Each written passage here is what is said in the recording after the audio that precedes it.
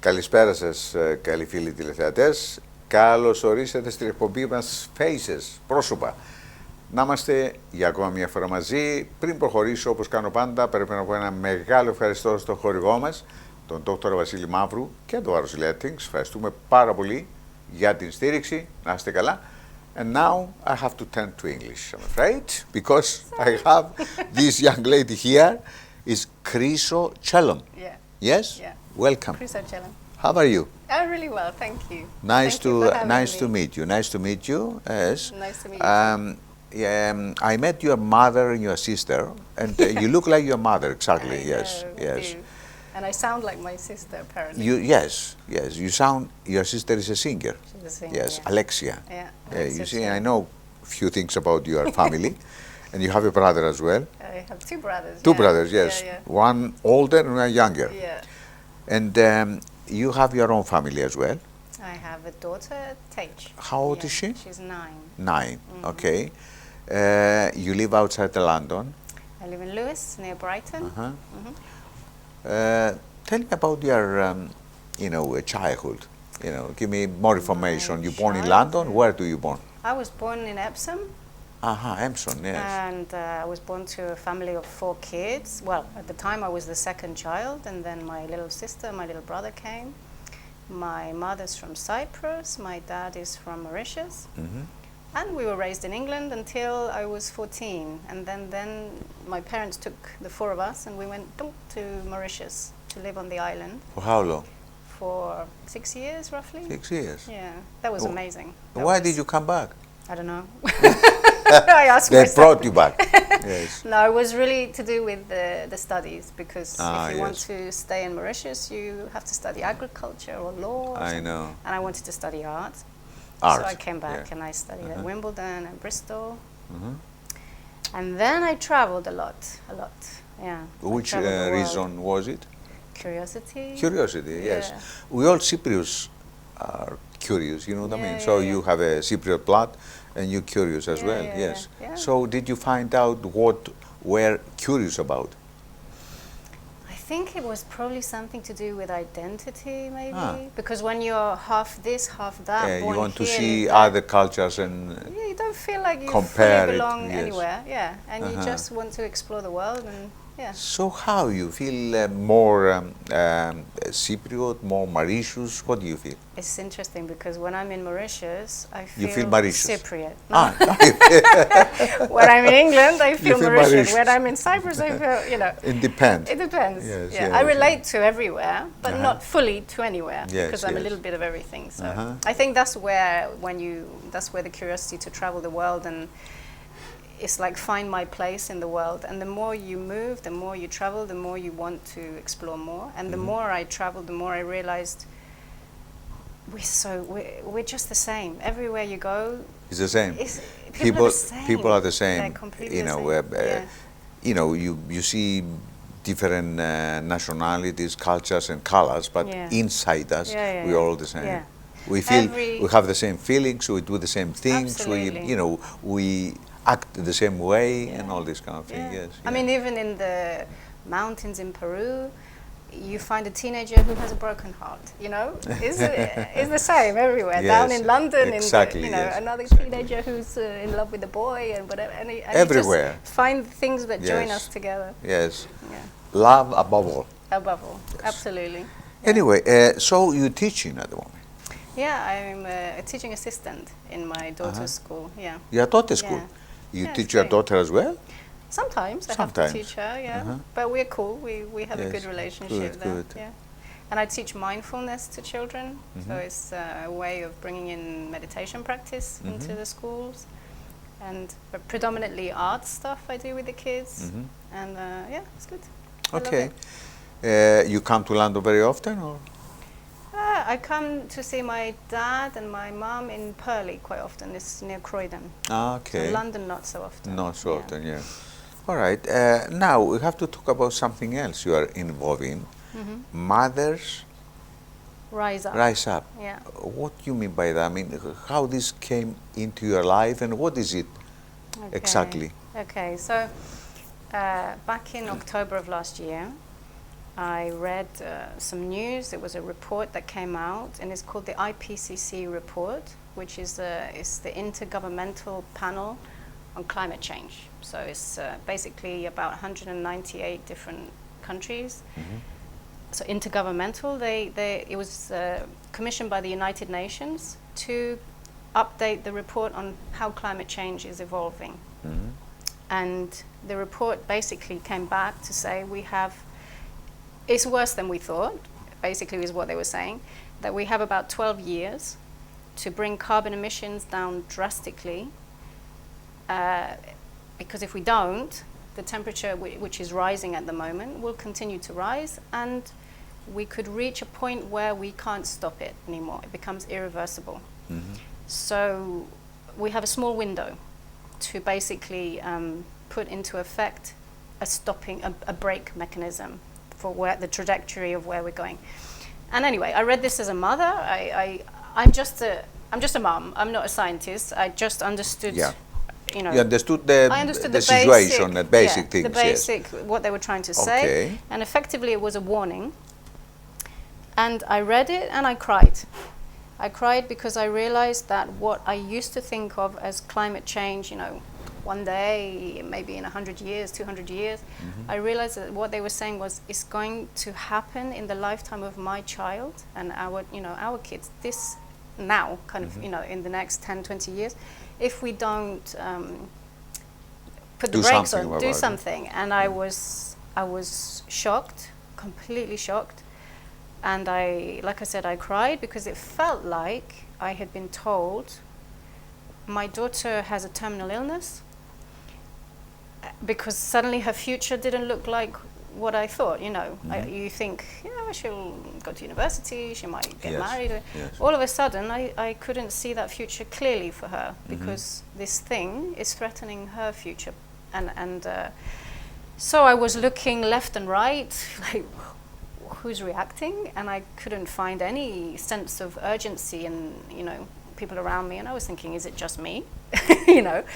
And then I heard about Extinction Rebellion were going to do a march in London. This was when they were on the 5 bridges of London, and they closed them. Mm-hmm. And they were rising up about the climate change situation. And I thought, great, I'm going to protest, Yes. And so I started there, and I remember walking to the bridges and seeing the crowds there. There were 6,000 of us on different bridges, and I felt relief to find... Because it's not just you. Not just me, yeah. People, there was people reacting, and Uh-huh. I thought, okay, Mm-hmm. I'm not going nuts, And then following that, I went to a few other protests, and I went to one protest. I was holding a sign, because I really wanted to show, in a way, my presence was just a very ordinary mom, Yeah. And I wrote, a worried mom, one of many. And that was my little sign. That's all right. You wrote it, yes? I wrote it, Okay, just carrying why a little not? thing. Yeah. And I bumped into 3 other moms at that protest who came and said, we resonate with that, if it's for me, that's how we feel. Mm-hmm. And we started talking, and we said, you know what, we have to do something with the moms, because what we've been told is that our children are directly threatened by what is coming if we don't get in the way of it. And when you tell a mum that her child's Mm-hmm. in any way, in any kind of danger, you see an incredible power. You see a fierceness of protective, sort of, what's the word? Instinct. It's the instinct to protect, isn't it? And we said, let's do something with the mums. So we decided to organize a protest around the mums. We decided to give it a name, Mothers Rise Up. And we were 4 in the beginning. And then slowly we became 5, 6, 7. Now we're 12 of us. The core group is 12, but we have a following of more people. And we eventually delivered the march on May 12th. So May the 12th This year. was just Okay. gone. It was a lot of hard work.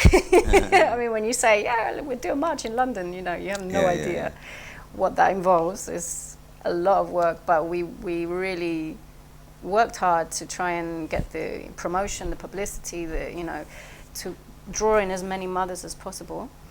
And we realized that there are many, many mums out there who are effectively panicking. You know, yes, definitely. It's really, really serious. So there were about, the press said 2,000 plus, but my brother counted them.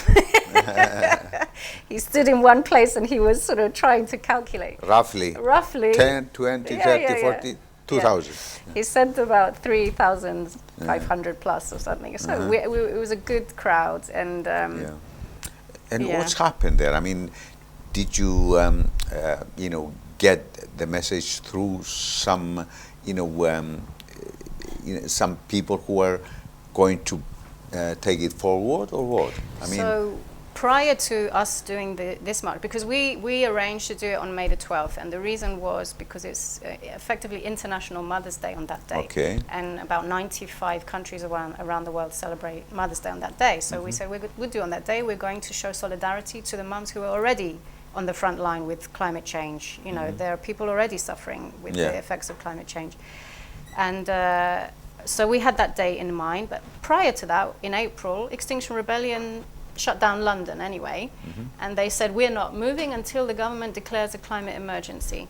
So the government had already... So they did? They did. And the all government has declared a climate emergency. We continued with our march, but our march is very much about continuing the pressure, keeping the pressure on government to show them that we're not going to stop until we start seeing the changes. What are they going to do? I mean, what, in your own opinion, I mean, the government, what do they have to do? Starting from from where? You know what I mean? So the Paris Climate Agreement, which happened prior to this, the latest IPCC report, was saying that they have to bring carbon emissions down by so and so percent and everything.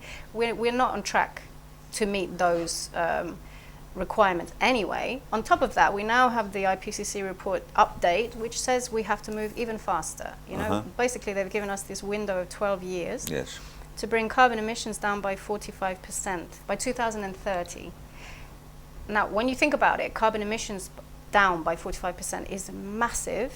It's a big undertaking because we rely so heavily on carbon. You know, the burning of fossil fuels, our cars, you know, is so ingrained in our infrastructure and everything that it's a big, big job. So you expect the government to be right now starting to bring in, at least talk about it. They're talking about Brexit, you know. So it's worrying because you're not seeing the urgency. Even, I mean, there was a before they declared the climate emergency, there was a meeting about the climate emergency. And there was something like 15 MPs. You know, the place is full when they talk about Brexit, and 15 of them showed up. I know. You know, so they have to put more pressure, more pressure. Yeah. You know, I suppose, Because I'm not a policy maker. You know, all I know is the scientists have said this. I'm not someone who's going to argue with 200 scientists. You know, and so I expect the government to take that equally seriously, and to know how to bring in the policy changes, because it has to happen very fast.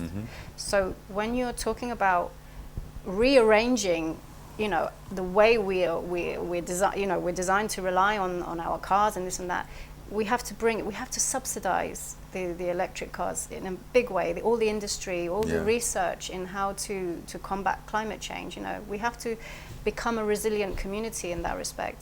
And that's where we want to see the government taking action. Taking action. Not expanding Heathrow. Not fracking. No. Taking action in this serious, you know, case. Yes. So to promote your, you know, march, and I suppose you're planning another one. You wrote a song yourself and you sang it. And tell me about this. Well, I've been on lots of marches, and I realized that you need song. You need to feel united, you know, with the people you're marching with. And if you don't have a song, then the old songs come out about bring down the system and all that. And I was thinking the Mother's March is a march of the heart. Oh, sorry. It's okay. You know, it's mothers who are, the simplicity of a mother who is marching because she wants to protect her child. And so I felt like we needed a song that would capture that. And I was just humming. I'm not a songwriter. My sister's the one who does the, she wrote the music. it. No, she didn't write it. You wrote it. I wrote it, but she's the one who usually does the Yes, music. So I yes. don't bother with writing songs. But this song came to me, you know, Yeah. and it just came, and it was very, very simple, just a marching song. Mm-hmm. And I put a harmony with it, and then I sang with my sister Alexia, Mm-hmm. and yeah, we sang it at the march, and it was moving. Moving, you know? yes, yeah, yes, because yes, the yes. words are saying, you know, we are mothers, we are rising. It's our children you're compromising. Mm-hmm. We are mothers, we are rising. It's our children you're denying. We are mothers, and our hearts are breaking. It's our children that you are forsaking. And, you know, it's just that. I know. It's a strong message, yes. Yeah. Can we go and see it and then come back? I mean, can we see the clip? Yeah. Yeah, of course. okay. Yeah. Let's go and see the clip and then come back. 1, 2, 3. We are mothers and we are rising. It's our children we are compromising. We are mothers and we are rising. It's our children you were denying. We are mothers and our hearts are breaking. It's our children that you are forsaking. We are mothers and we are rising. It's our children we are compromising.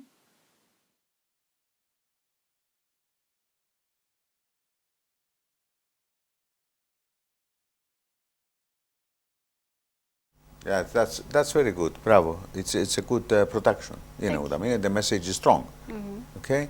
So what are the future plans of Mothers Rise Up? Well, after the march, we had interest from a lot of people who want to get involved. So we want to obviously expand.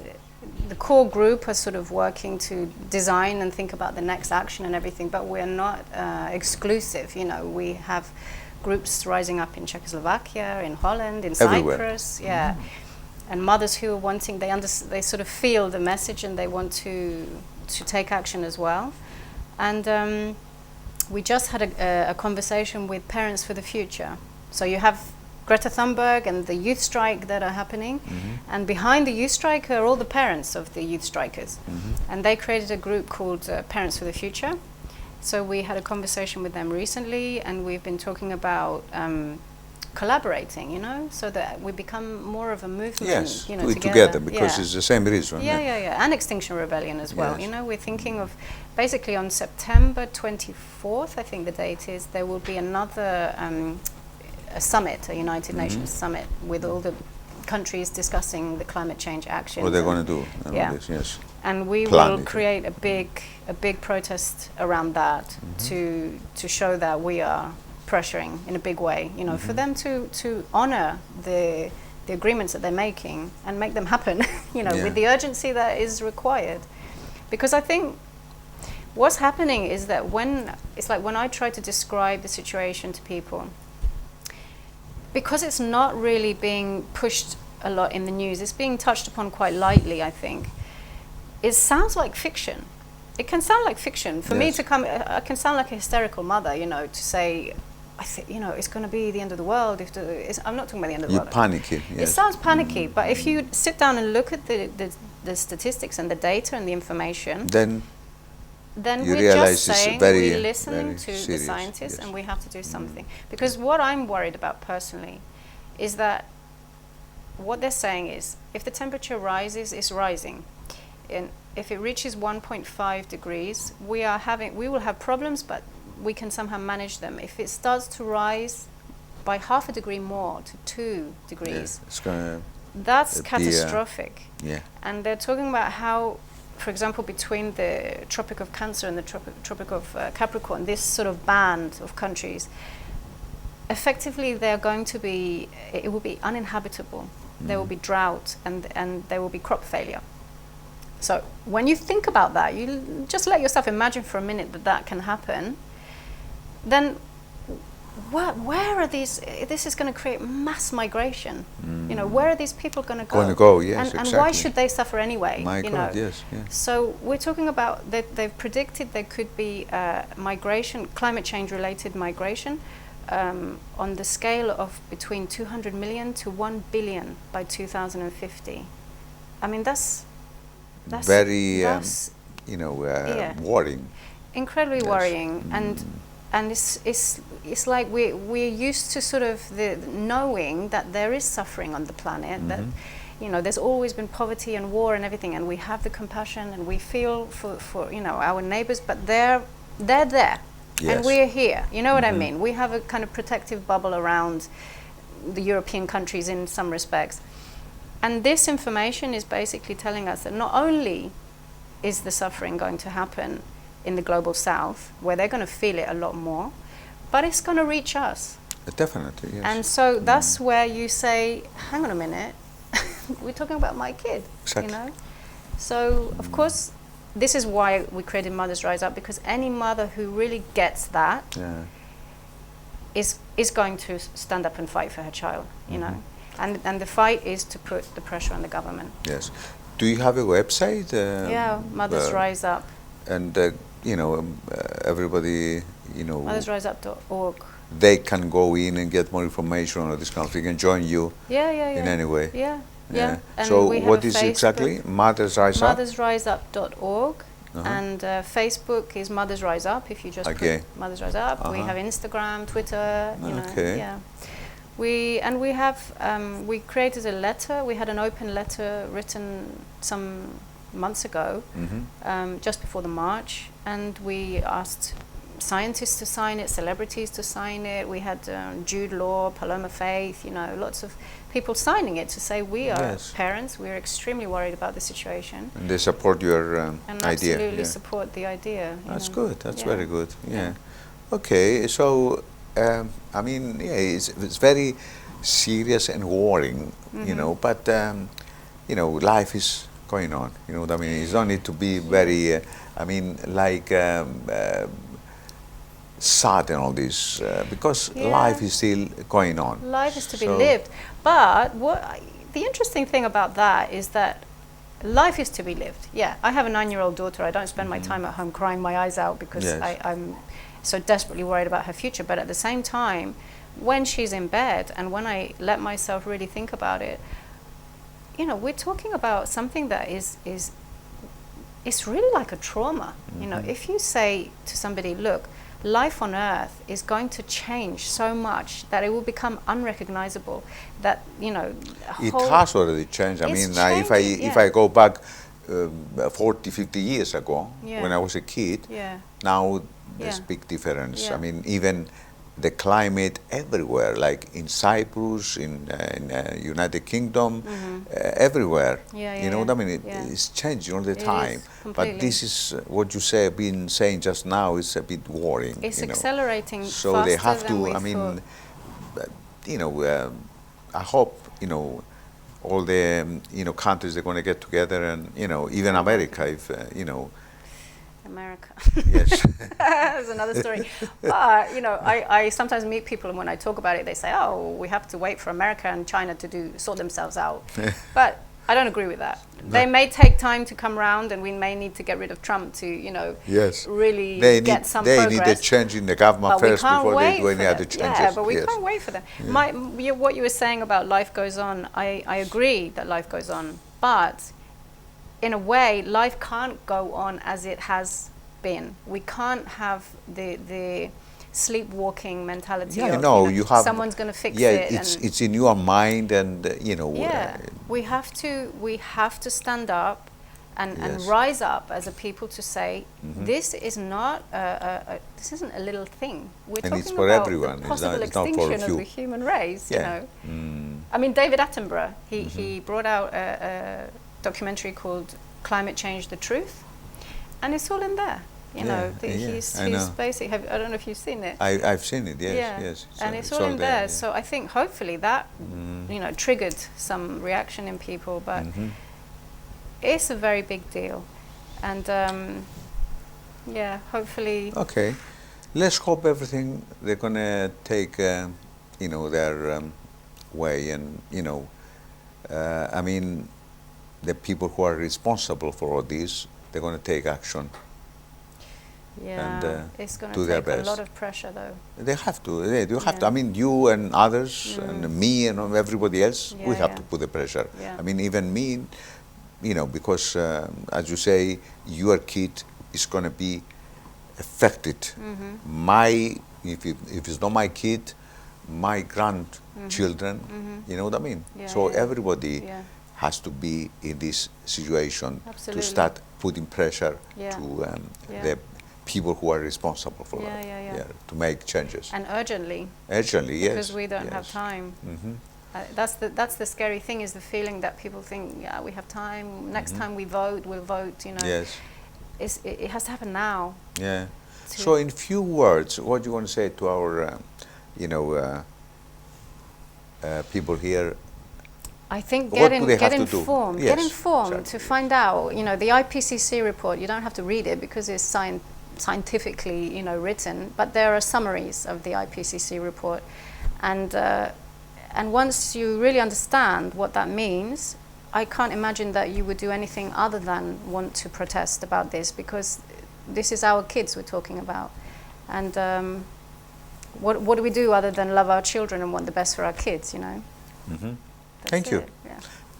Chryso, it's been nice to have you Thank in you. our program, Faces, and Thank you for having me. I wish you all the best, and keep up the good work, and rise up. Yeah, You know, absolutely. Thank you very much. Thank Thank you. you. Thank you very much. Thank you, Vasilis.